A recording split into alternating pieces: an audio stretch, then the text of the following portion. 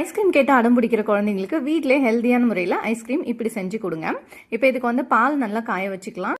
1/2 litre அளவுக்கு பால் நல்லா கொதிச்சு பாதி அளவுக்கு சுருண்டு வரணும். இப்போ ஒரு 2 டீஸ்பூன் அளவுக்கு கஸ்டர்ட் பவுடர் எடுத்துட்டு அதில் கொஞ்சமாக தண்ணி சேர்த்து நல்லா கரைச்சிக்கிறேன்.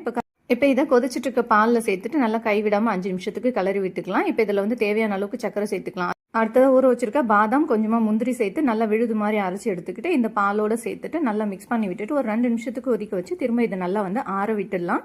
இப்போ அடுத்தது கொஞ்சமாக வந்து ஃப்ரூட்ஸ் எடுத்து வச்சிருக்கேன். ஆப்பிள், பொமோகிரானட்டு, கொஞ்சமாக கருப்பு திராட்சை, பச்சை திராட்சை இதெல்லாம் எடுத்து வச்சிருக்கேன். ஸோ இதெல்லாம் குட்டி குட்டியாக கட் பண்ணி எடுத்துக்கிட்டு இது நம்ம ஆற வச்சிருக்கிற அந்த கஸ்டர்ட் மில்கில் வந்து சேர்த்துடலாம். சேர்த்துட்டு நல்லா கொஞ்சம் கம்ப்ளீட்டாக வந்து ஆறணும். ஓரளவுக்கு நல்லா பார்த்தீங்கன்னா நல்லா திக்காக இருக்கணும். இதோட கன்சிஸ்டன்சி ரொம்ப தண்ணியாக இருக்கக்கூடாது.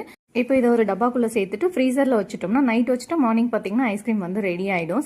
அவ்வளோதான், ஹெல்தியான கஸ்டர்ட் ஃப்ரூட் ஐஸ்கிரீம் ரெடி. இந்த வீடியோ பிடிச்சிருந்தா நம்ம வசந்தம் சரவணன் சேனலை சப்ஸ்கிரைப் பண்ணிக்கோங்க. தேங்க்ஸ் ஃபார் வாட்சிங்.